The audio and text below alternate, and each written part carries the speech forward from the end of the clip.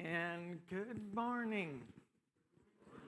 Welcome to Southminster on this sad occasion, Sunday, as we mourn the loss of our beloved Ken Wilson, our piano player. My name is Don Ludwig. I'm the Associate Pastor for Family Life here at Southminster. Pastor Scott DeGarno is our Senior Pastor.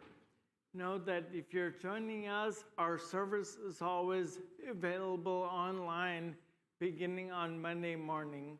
Southminster is always a welcoming and affirming congregation of faith, which means that no matter who you are or where you are on life's journey, you are welcome to this place. Also, a copy of today's sermon will be printed on the back of the counter back there and available on the website. I want to begin the service, and if we can back up the slide, if that's possible. And as we remember our friend and dear family member, Ken Wilson, let me read from Isaiah. God does not grow weary or tired, but gives strength to the weary and increases the power of the weak. Even though young people grow weary and tired, and they stumble and fall, but those who hope in the Lord will renew their strength. They will soar on wings like eagles. They will run and not grow weary. They will walk and not be faint. We remember our friend and family member as an eagle who soared to great heights. Be with Dee and Brandon in this time of loss and with all of us. May today's service honor Ken in every way possible. Amen. A few announcements. The silent auction, which was last week, was a huge success, over $11,000 raised, so thank you. And I'm not sure if Chris Bazong, Joanna Wakeland, and Jen Wingquist are here. They might be at the women's retreat. But we wanted to especially thank them for their leadership in the auction and the raffle. And these flowers down below are for them, so I'll give them to them on Friday night. The South Africa orientation is this next weekend, Friday and Saturday. We have 18 participants, and the planning now really begins for what we're going to be doing in South Africa, so we're looking forward to that. Also, today, the junior high middle school will have a special game day and pizza here at the church with a piñata, all of you middle schoolers. So that's from 11:30 to 1:30. On May 19th is the Water to Wine, and that is at Sandy Ruff and Wally Carey's.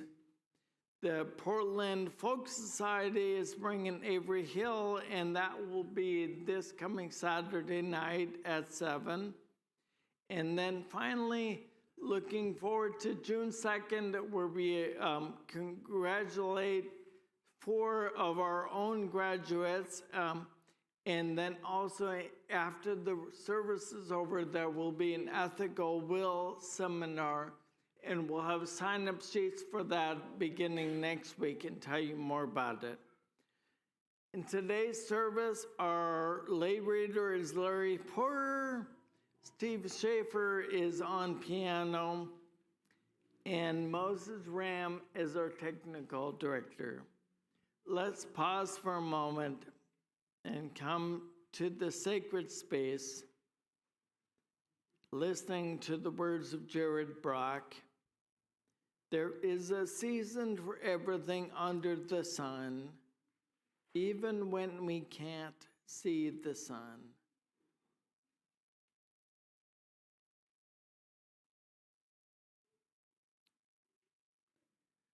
For all those who are able, please.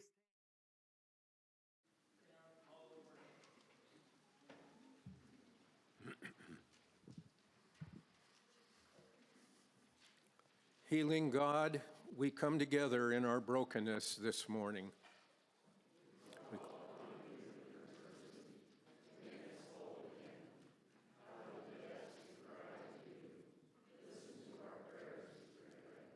Restoring God, we gather to worship you, even as we hopefully seek to be lifted out of our grief and be renewed. God, our Christ Center, listen to our prayers this day. Foundational God, in the depths of your holy being, we hope to find peace and rest. God, our beginning and our end, we will always see you. Amen.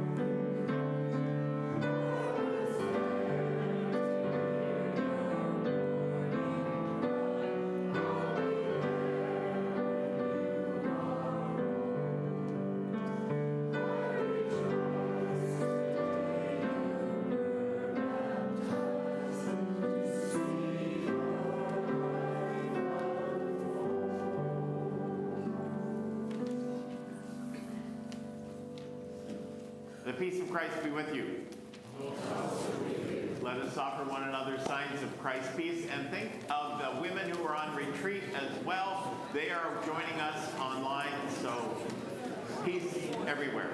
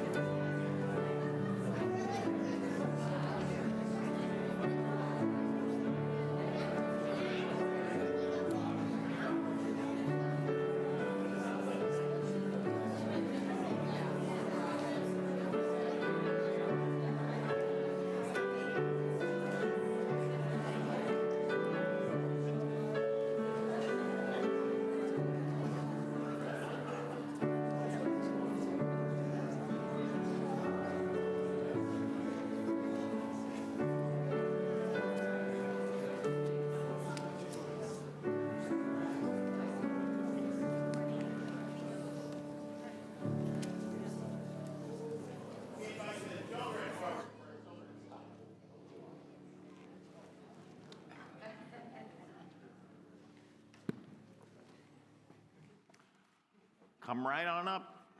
Here we go. There we are.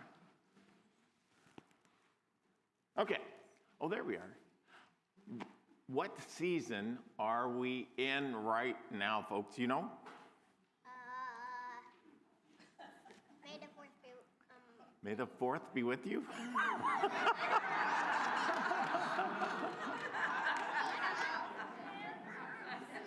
That's right. Nice job. I'm not going to be able to speak very well after that. That's pretty funny. What season of the year is it? You guys know what season of year it is, don't you? Yeah. It's May is the month. Season is, there's 4 seasons, right? Right? That was a musical group when I was a kid. And we're in winter? No. Are the trees turning orange yet? No. Is it snowing? No. December. Is it hot as can be? No. What is it? Spring. There we go. Everybody loves spring. We look forward to spring. And let me ask you a question then. Winter, let's see, spring, summer, fall, and winter. Which one's your favorite? Do you have a favorite season? Yeah. Summer. Summer. Why summer? See, I love summer too. You like summer too? Yeah. Anything else? Summer and fall. Summer and fall. Fall because it has baseball.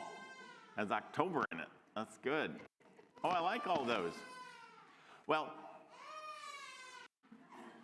the Bible story we're looking at right now says that for everything there is a season. There's a season for crying when you're a baby. Right? There's a season for sneezing when you've got a cold. Right? There's a season why you have to stay home from church all the time because I don't think I was here. Who writes your material? I don't know. I think you do it yourself. Well, I think the luckiest people on earth are these people. The people who, whatever season it is, it's their favorite. Who in the winter say, oh, I just love the snow. Or who in the spring say, I can't believe the daisies this year. Or in the summer they say, oh, I can't believe how the days go so long and the evenings are so sweet. I just want to sit on my deck all the time for hours and hours. Or fall, I love those orange and red trees. What? I get 2 months off of school because I'm gonna go in 3rd grade because right now I'm in Second grade. And because That's- of summer. Because it's summer, which is your favorite time. I get that. Yeah. If you're a kid going to school, summer's probably your favorite time. Makes sense. But once again, it's exciting to think that, I bet there's a day in every season where something happens and you go, I'm so glad it's spring.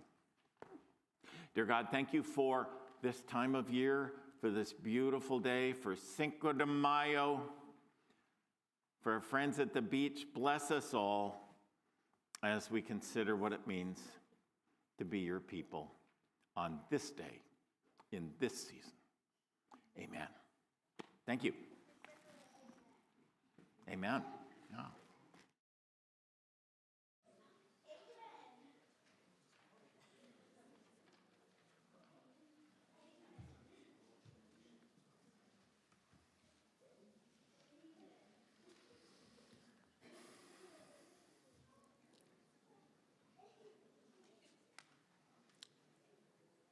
The Hebrew Testament reading today is from Ecclesiastes chapter 3, verses 1 through 8.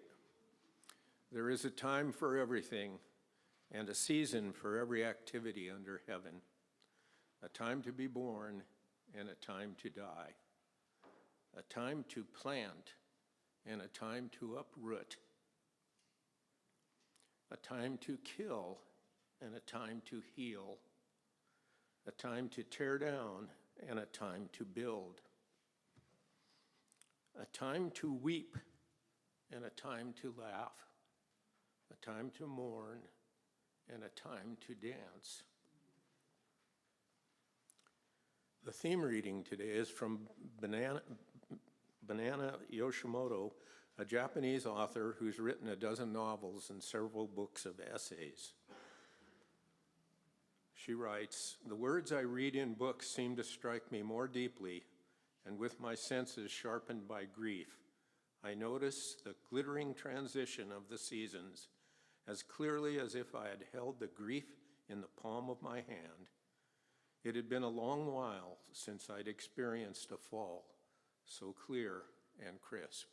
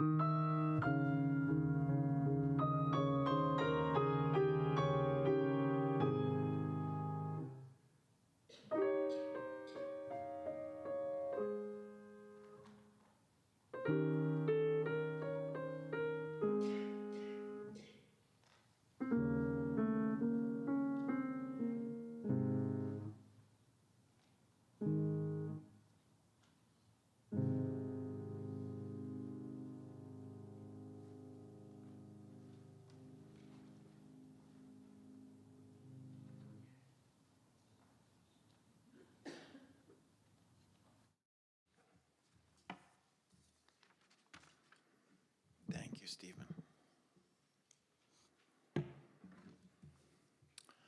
Dear God, we ask that you would look upon us now and shed more love than ever, that we might be yours and we might begin to heal. Amen. I want to begin with the opening stanzas of a poem I wrote years ago about my daughter Margaret, who's my only child. I don't usually share my poetry. I let that be a different part of my life, but once in a while, on a special Sunday, I dip into it, and this is a special Sunday. The poem's called The Last Time. There is a book that marks my daughter's first words, first steps, first tastes. Why then can't I remember the last time I carried her upstairs to bed? The last time she called me daddy. The last time I read a picture book to her. I can't remember because I didn't know it was the last time. If I'd known what I have cried, marked the moment with an extra kiss, held her tighter, longer.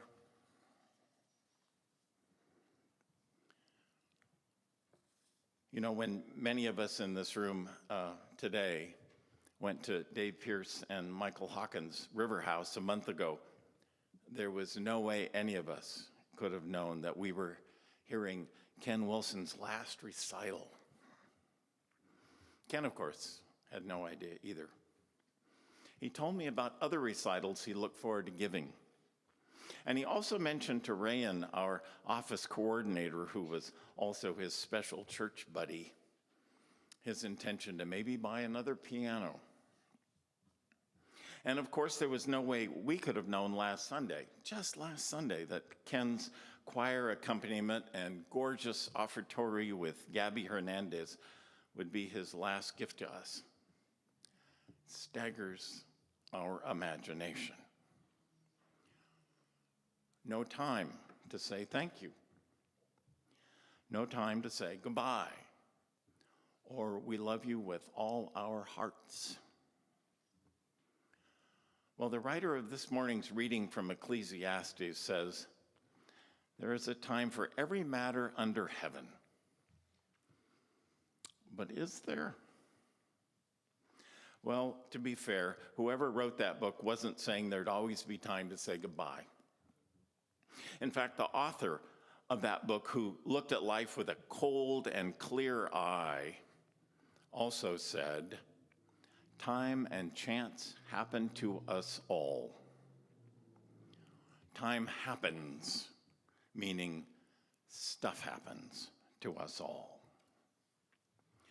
Well, let me say this. Nothing Ken offered us from the piano in the last 3 years moved me more than what we heard last Sunday.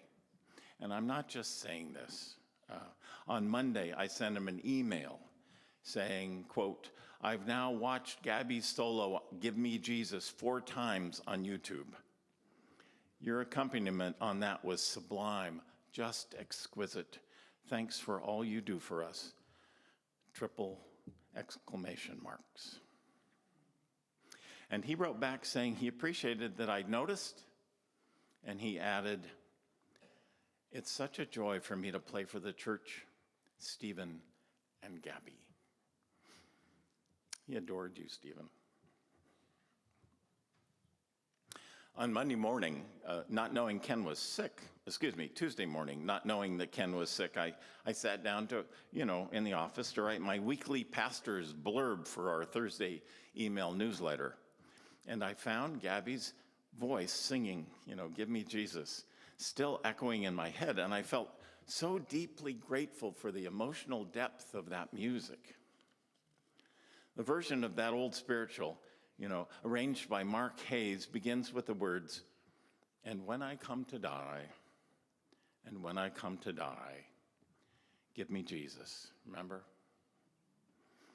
The original, the closest thing to the original doesn't start there.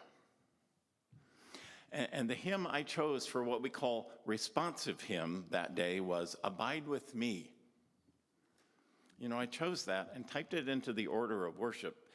And then I wondered, now why the heck did I pick a funeral hymn for worship? Maybe we know, and also don't know, these things. I don't know. It's a mystery. Now, let me also make a very important acknowledgement here right now. The church has suffered other sudden losses that also brought us all to our knees, right? Frank Angelo and Jeff Tefelsky rush immediately to mind. They are still deeply missed, and every day. Some others of you have lost suddenly your own special beloveds. I know that too. People die. And if you know them well, if you know who they are uniquely, you know that no one can replace them. Nobody. I mean, we can replace our numbers in the church. We're a lucky church, we can do that. But no one can quite bring what they brought to us. That's actually, written into our Presbyterian essence. It's part of what makes this denomination distinct. We are encouraged by our creeds and those who wrote about the faith and handed it down to us. We are encouraged by them to believe that everyone who is in this community was meant to be here. That the party we are all meant to have isn't a party without you. Some of you are here to teach us how to dance. Some of you are here to teach us how to mourn, says Ecclesiastes. Someone's here because your laugh is so musical that we all love to hear it. It's contagious. Someone is here to teach us when it's okay to cry, too. Some of you are here to teach us how to build the next iteration of Southminster, while others of you are here to teach us how to let go of what we cling to from the past. All of this is in Ecclesiastes chapter 3. There's a time for building up and a time for letting go, it says. We are all together a living, breathing embodiment of those words about there being a time for every matter under heaven. We make that wheel of fortune and misfortune that Ecclesiastes talks about turn together, and we help one another see the beauty of it by stepping back together every Sunday to behold, who we are and who we are becoming corporately. That is, after all, what church is. It's also what Pete Seeger, remember him, had in mind when he turned Ecclesiastes chapter 3 into the song Turn, Turn, Turn, the song the Byrds later made into a hit. 35 years ago, I spent half a day in a hospital sitting with a 70-year-old woman named Marion from Grace Presbyterian Church in the Cully neighborhood of Portland. I was, at the time, a very green young pastor. She was waiting for heart bypass surgery. That morning literally changed me forever. I didn't know that at the time, but I eventually got it. And many years after it, I wrote a poem about that, and I'm going to share a bit of it with you now. She, Marion, is like the shy ant you never quite got to know. We wait in pre-op 3 hours before the surgeon shows up, and I take in the word mercy printed upside down on his head wrap. He repeats what she already knows, that they cannot determine how many bypasses she'll require until they open her chest and take a look. He says this without using the words open or chest, and makes clear that he has little idea what surgery might buy her. After a silence that stings, she lifts her eyes to ask if she might have a heart transplant. She is aware that she is asking for something big. Maybe not the moon, but surely one of the moons of Jupiter. It has so many. He blushes with practiced apologies, and in a moment is gone. Any hope in the room bleeds out, and I see abandonment beat up on the glossy white wall behind her. She reads this in my eyes. I will never, ever forget her eloquent reflection on what she was going through. As I offered her at that moment my supreme empathy, she looked back at me very tenderly and said, "Well, you know, it's all in a lifetime."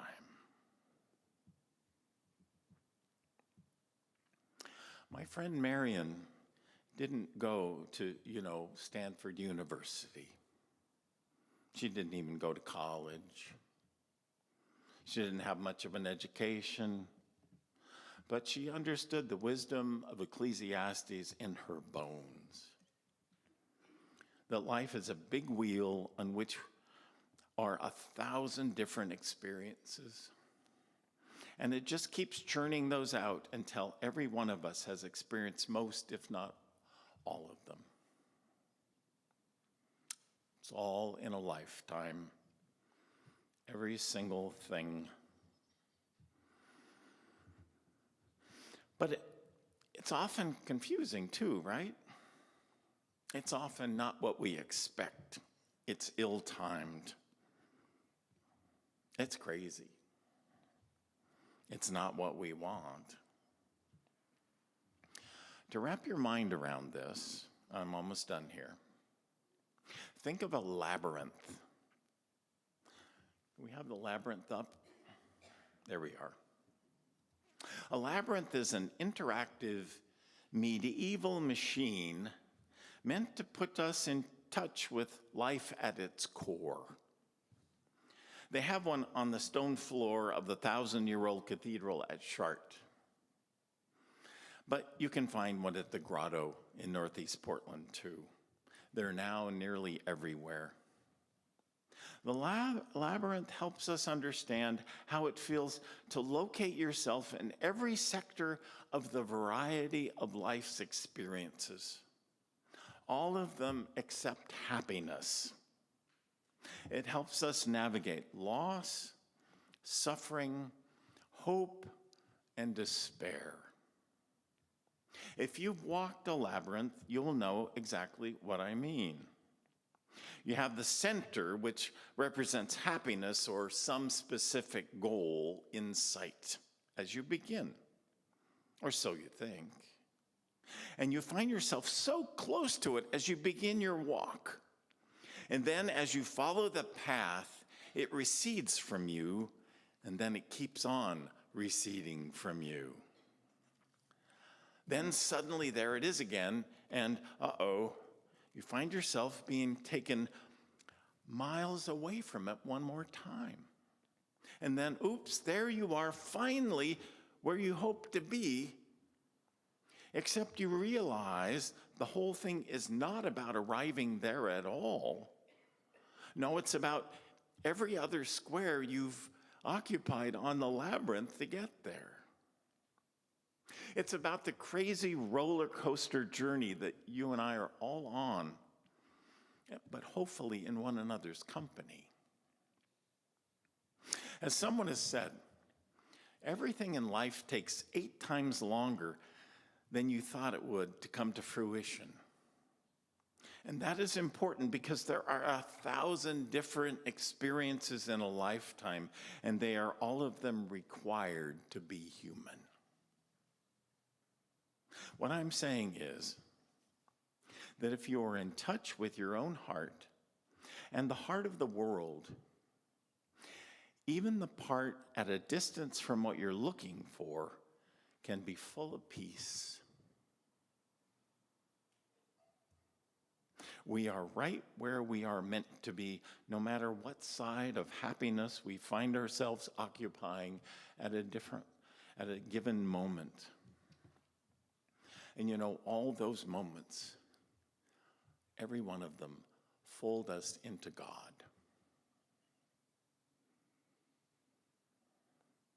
As Ram Dass said, we're all just walking each other home.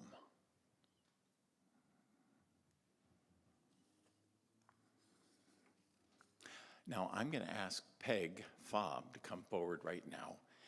I've asked her to come and share some thoughts about our brother Ken.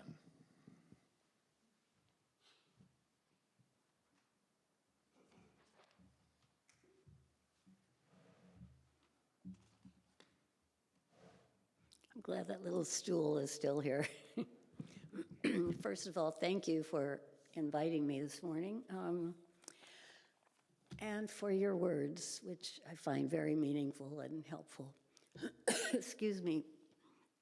There are a lot of new faces here that I don't recognize.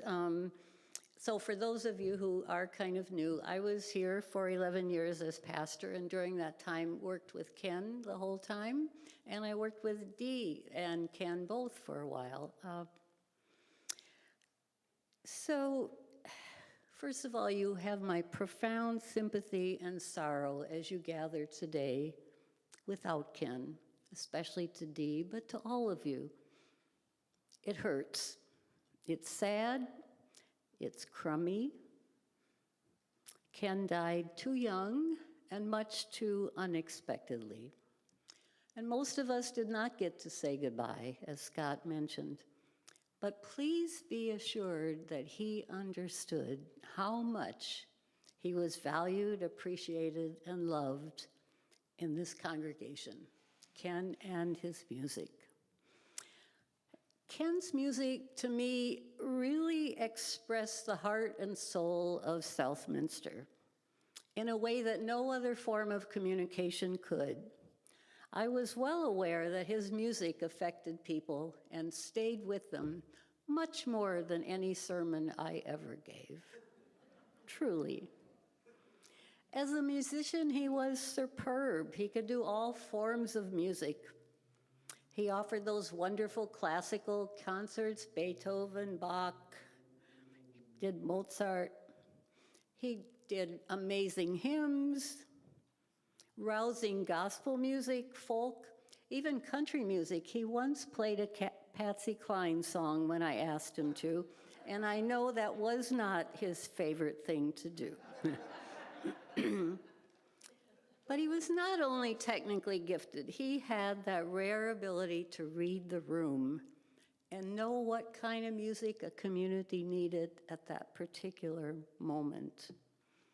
So his music could be strong and powerful, or soft and meditative, calm, haunting, joyful or carefree, sometimes silly and humorous, but always in the appropriate context. And I don't think he ever misread the room. Even when he played Roll Out the Barrels after a memorial service one time, it fit. It was what was needed. And as well as being a wonderful solo pianist, he was a gifted accompanist. And I think we don't often realize what a unique and special gift and role that is, to accompany a choir or a congregation, rather than be center stage yourself. And I think Ken was good in all of these roles because he really saw music as an avenue to support a worship community and spirituality, and not for personal celebrity. So more than his music, to me, after all those years of working together, Ken was a great human being, and you all know this. Compassionate, kind, forgiving, a person of deep and abiding faith, with a wicked sense of humor, I will say. His priority was Dee and Brandon, friends in church, and I think he and Dee had one of the most tender marriage relationships I've ever seen. I'm not trying to paint a picture of this perfect little rosy kind of person. I saw Ken get angry, frustrated, sad. And he and I, over the years, had our own disagreements at times. But no matter what the events or feelings, underlying was always a sense of compassion, a willingness to forgive, and a kind of faithfulness. So that's what I mean when I said his music expressed and also helped to form the heart and soul of this community. So grief here will be long and hard and come in waves and be nonlinear, but this community will come together to help each other grieve, to enfold Dee in love, offer practical help if needed, because that's what the Southminster community is and does. In a moment, we're going to sing a song that Ken often played for particularly sad or joyful events, and it reminds us all of what faith is and what this community is all about. And you'll recognize it, you'll sing it in this very room.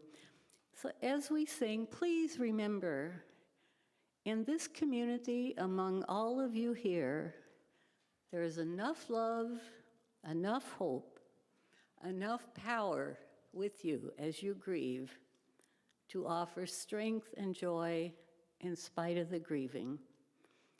And Ken's memory and spirit will be here eventually as a joyful reminder, because the Spirit of God is in this very room, within this community. Blessings to you all.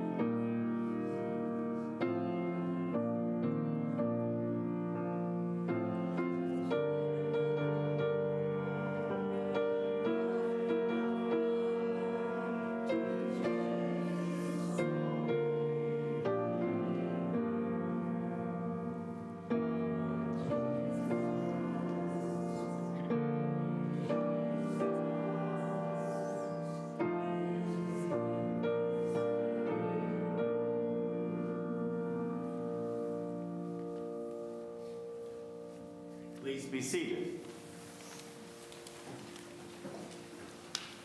And there's a lot on our hearts. So if you'd like to share a concern, we'd love to hear what you are concerned about and praying for yourself.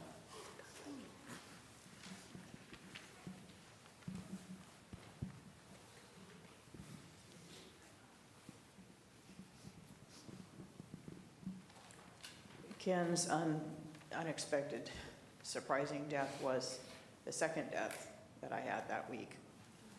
The first one was a man I had known since I was in 8th grade. He was my choir director, and he's the reason why I, to this day, enjoy singing in choirs. His name was Phil Hebing, and he was just a wonderful person, not just in his musical sense, but the way he worked with people. And he mentored my son for a couple of years, which was really important to me and to my son. So just prayers for his family. They were all around him when he went. And but prayers for his wife Joanne and his children and his grandchildren.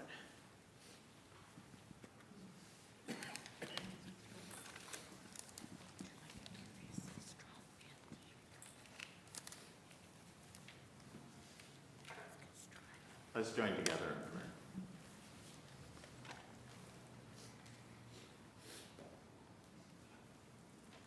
Dear God, at this moment, while many of us didn't have a chance to say goodbye, we acknowledge now what a gift we have in Ken and his thoughtfulness toward us, his willingness not just to work for Southminster, but to be Southminster, to be part of this community. It was a joy when he came back here. It is a joy today to remember all of his gifts. And we thank you that as maybe the grief lessens, the joy of his presence here will shine on and on and on. We lift up all the prayers we have, all our concerns for the mighty world that has a beating heart that needs so much assistance right now. But we ask that you would rally us and help us with what we need to do to bring a spirit of love and faithfulness back that appears to be receding as so much division carries forth. May this community that has come together this day be part of the answer to that, and may it go forward. Let us say together our corporate prayer then. Infused throughout all existence, we honor you with many names. Your realm is within the human heart. We accept life for all that it can be on earth as throughout all creation. May we continue to draw sustenance from this earth, and may we receive forgiveness equal to our own. May we ever move from separation toward union, to live in grace with love in our hearts, forever and ever. Amen. Your offering, or we accept our offering. I just want to say a quick word on this morning's music. I immediately knew I would play Beethoven this morning. It was Ken's favorite, of course, and it was such a treat to hear him play Beethoven and talk about Beethoven and cry about Beethoven. It was beautiful and silly and just so pure. And I thought about also playing Chopin, which Ken adored Chopin, but his music is very, very sad, and Chopin had a sad life, and I don't think I could play really, really sad music this morning. And then I thought about another piece, Claire de Lune, which I'll play in a moment. It was one of my first classical pieces I played in 8th grade, and I thought it was funny that Ken told me that he learned that piece much later in his life as a pianist, and it was fun to share that piece together and talk about it. And this piece in particular, Claire de Lune, has always come up in a moment of when someone in my life has passed on, and so I knew that this piece should be played as well this morning. So let your thoughts be on Ken with this beautiful Debussy.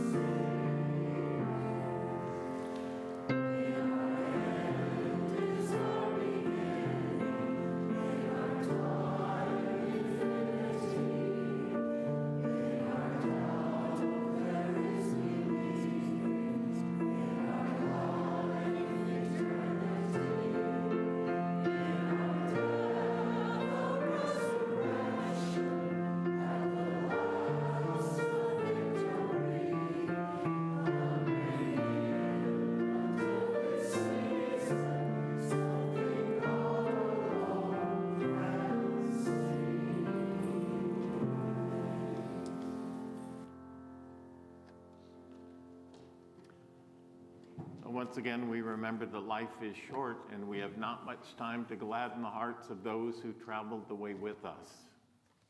So be swift to love, make haste to be kind, and may the peace of Christ, which passes all understanding, excuse me, keep our hearts and minds today and down all our days together.